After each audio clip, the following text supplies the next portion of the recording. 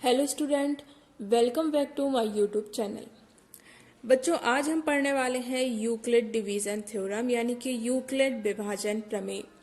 ये प्रमेय कक्षा 10 चैप्टर फर्स्ट का बहुत ही इम्पोर्टेंट थ्योरम है और इस थ्योरम का जो यूज है वो हम करते हैं यूक्लिड विभाजन एल्गोरिथम या फिर जिसे कहते हैं कलन विधि।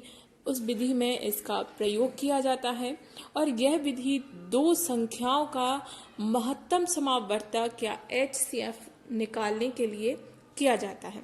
तो सबसे पहले हम देखते हैं कि ये प्रमेय क्या है। तो जब दो धनात्मक पूर्णांक a और b दिए रहने पर ऐसी अद्वितीय पूर्ण संख्याएं q और r विद्यमान हैं कि a = bq + r, जहां पर जो r है वो या तो शून्य के बराबर होगा या फिर बड़ा होगा और b से छोटा होगा। जो r है वो हमेशा b से छोटा होगा। तो यहाँ पर यही प्रमेय है कि a = bq + r। अब यहाँ पर a क्या है, bq और r क्या क्या है, तो चलिए देखते हैं। मान लीजिए सबसे पहले हम सरल भाषा में आपको बताते हैं कि a और b कोई दो संख्याएं हैं, ठीक है। तो यहाँ पर अगर हम मान लें कि a बराबर हमने मान लिया 12 है और b बराबर हमने क्या मान लिया कि 15 है। यहाँ पर मैं आपको प्रमेय बिल्कुल सरल भाषा में समझाने के लिए ये उदाहरण के माध्यम से आपको बता रही हूँ। तो यहाँ पर हमने a और b जो है वो दो संख्याएं मान ली कि a 12 है और b है 15। अब जैसा कि मैंने आपको शुरुआत में ही बताया कि यूक्लिड विभाजन प्रमेय है तो इसका उपयोग किया जाता है दो संख्याओं का महत्तम समावर्तक या HCF निकालने के लिए इसका प्रयोग किया जाता है। तो यहाँ दो संख्याएं हमें मिल गई 12 और 15। अब इस विधि की सहायता से हम इन दोनों का महत्तम समावर्तक निकालेंगे। अब देखिए यहाँ पर क्या करते हैं, जो बड़ी संख्या है वो बन जाती है भाज्य और जो छोटी संख्या होती है वो बन जाती है भाजक। तो यहाँ पर हम क्या करेंगे, 15 में भाग देंगे कितने का, 12 का, क्योंकि छोटी संख्या है 12 तो 12 बन गई भाजक और बड़ी संख्या है 15 तो ये हो गई भाज्य। यहाँ पर हमने भाग दिया, कितनी बार जाएगा, एक बार ही जाएगा। कितना आ गया, 12। अब हमारा शेषफल यहाँ पर कितना बचा है, 3। यहाँ पर हमें शेषफल मिल गया। अब देखिए अब ये जो शेषफल बचा ये शेषफल बन जाएगा क्या, शेषफल बन जाएगा भाजक और जो हमारा ये भाजक था ये बन जाएगा अब भाज्य। यानी कि यहाँ पर जिससे हम भाग दे रहे थे उसको अब हम भाग देंगे शेषफल का, ठीक है। तो यहाँ पर कितनी बार जाएगा, 3 चौके 12। अब शेषफल हमें क्या मिला, 0, यानी कि शेषफल कुछ भी यहाँ पर नहीं बचा। तो हमें इस भाग को इतने आगे तक ले जाना है कि जो शेषफल है वो क्या मिल जाए, 0 हो जाए। और जब ये शेषफल जो है ये 0 हो जाता है तो यहाँ पर जो हमारा भाजक रहा, ठीक है ना, जो भाजक है वही क्या बन जाता है, HCF या महत्तम समावर्तक यहाँ पर बन जाता है। और इसके लिए हम जो है प्रमेय के रूप में किस प्रकार लिखेंगे, तो अब यहाँ पर देखिए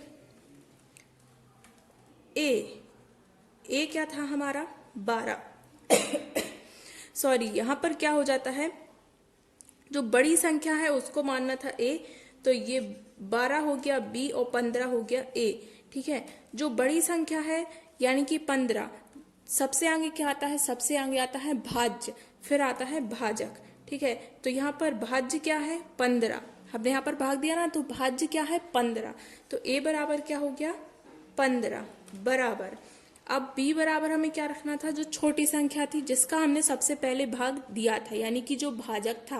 तो भाजक क्या था, 12 गुणा भागफल। अब हमें क्या मिला, भागफल क्या आया था, 1 आया था, ठीक है ना, 1 आया था तो ये हो गया 1। फिर प्लस r कितना आया था, ये शेषफल सबसे पहले कितना मिला था, शेषफल 3, तो यहाँ पर आ जाएगा +3। ये हो गया स्टेप 1।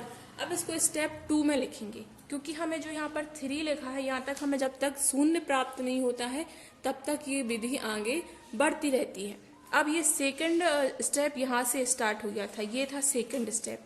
तो यहाँ पर आप देखिए a क्या हो जाएगा, ए हो जाएगी जो अंदर संख्या लिखी गई है जिसमें भाग दिया गया है, तो ये हो जाएगा 12। तो इसको हम लिखेंगे 12 बराबर।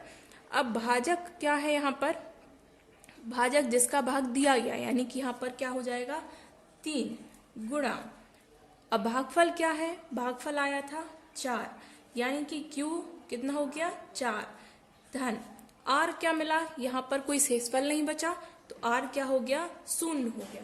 ठीक है, तो यहाँ पर अब जो भाजक है, ठीक है, जो यहाँ पर भाजक यानी कि जो B आता है वही क्या हो जाता है, वो यहाँ पर आंसर हो जाता है, वो यहाँ पर HCF यहाँ पर हो जाता है। जैसे कि आप 15 और 12 का अगर महत्तम समावर्तक निकालते हैं तो वो आपको क्या मिलता है 3। अब अगर सरल भाषा में कहें तो यहाँ पर इसको जिस प्रकार से जमाया गया है, यहाँ आपको ये नहीं देखना कि ऊपर कोई दो संख्याएं A और B हैं और वही चीज यहाँ पर दिया गया है। ठीक है, यहाँ पर बात अलग हो जाती है कि मान लीजिए कोई भी दो संख्याएं हैं तो वो इस प्रकार आएंगी कि सबसे पहले क्या आ जाता है, ये आता है भाज्य बराबर, जो आपने सूत्र पढ़ा है ना, भाज्य बराबर क्या होता है, भाजक गुणित भागफल और धन शेषफल। तो यहाँ पर यही सूत्र बताया गया है, जो यूक्लिड विभाजन प्रमेय है इसी सूत्र पर आधारित है, और अगर असली भाषा में कहें तो यही सूत्र यहाँ पर है, भाज्य बराबर भाजक गुणित भागफल धन शेषफल। इसी सूत्र को इस टर्म में यहाँ पर लिखा गया है। इसको और अच्छे से समझने के लिए आप हमारा नेक्स्ट वीडियो देखिए, जिसमें हमने एक्सरसाइज 1.1 का फर्स्ट क्वेश्चन हमने सॉल्व कराया है, तो वो आपको वीडियो में और अच्छे से समझ में आ जाएगा।